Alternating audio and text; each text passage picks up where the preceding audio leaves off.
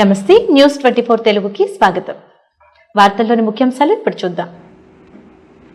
భారత రాజ్యాంగ నిర్మాత, ఆర్థిక శాస్త్రవేత్త, ప్రపంచ మేధావి, భారతరత్న, స్వతంత్ర భారతదేశ మొట్టమొదటి న్యాయశాఖ మంత్రి డాక్టర్ భీమ్రావ్ అంబేద్కర్ జయంతి సందర్భంగా కదిరి బంజారా ఉద్యోగులు ఆ మహనీయునికి ఘనంగా నివాళులు అర్పించారు.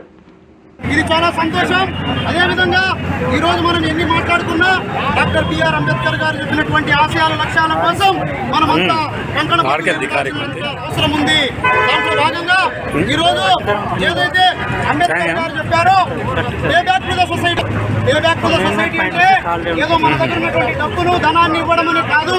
అదొకటే కాదు, మన యొక్క ఎవరైతే చదువుకొని విద్యావంతులే విద్యా బుద్ధులు నేర్చుకునేటువంటి మనం ముందు వరుసలో ఉన్నటువంటి వాళ్ళు, మనం ఏదైతే పల్లెల్లో అణగారిన వర్గాలు, చదువు విలువ తెలియని వాళ్ళు, ఇప్పుడు కూడా అభివృద్ధికి నోచుకొని వాళ్లకు మనమంతా కూడా ముందర వాళ్ళ దగ్గరికి వెళ్ళి వాళ్ళని చదువు యొక్క విలువ ఏంది, అంబేద్కర్ గారు మనకి ఏం బోధించారు, ఆ విషయాలన్నీ మనం మన యొక్క వర్గానికి తెలియజేసి ఈ సమాజంలో సమాజ స్థాపన కోసం మనమంతా కర్పణబద్ధులై ఉండాలని చెప్పి అంబేద్కర్ గారు తెలియజేశారు.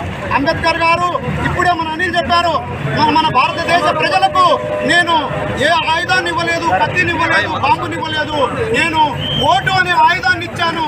ఆ ఓటు అనే ఆయుధాన్ని మంచిగా ఉపయోగించుకొని నువ్వు రాజు అవుతావో దాన్ని నువ్వు డబ్బు కమ్ముకొని ఇప్పుడు కూడా పాఠశాలలో లోపలికి రానిచ్చేవారు కాదు అగ్రకులాల వారు.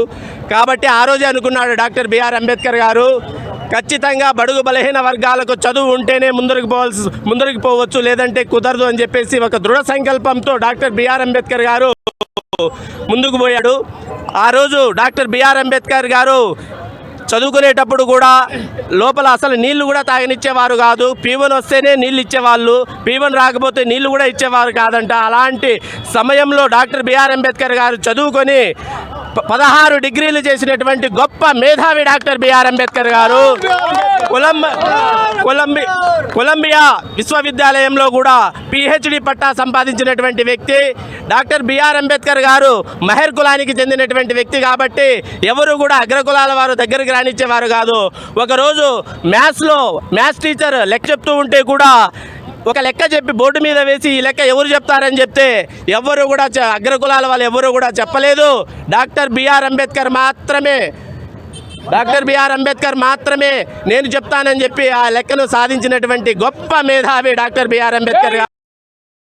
ఆ కాలంలోనే దేశానికి స్వతంత్రం వచ్చిన సమయంలోనే భారత రాజ్యాంగాన్ని రచించేటువంటి బాధ్యత డాక్టర్ బిఆర్ అంబేద్కర్ మీద పెట్టారంటే ఆయన ఎంత మేధాలో ఇప్పుడే మనం అర్థం చేసుకుంటాం. సంపన్నుల రాజ్యాంగ బిఆర్ అంబేద్కర్ గారికి ఎన్ని కుదండలు వేసినా కూడా మనం తక్కువే.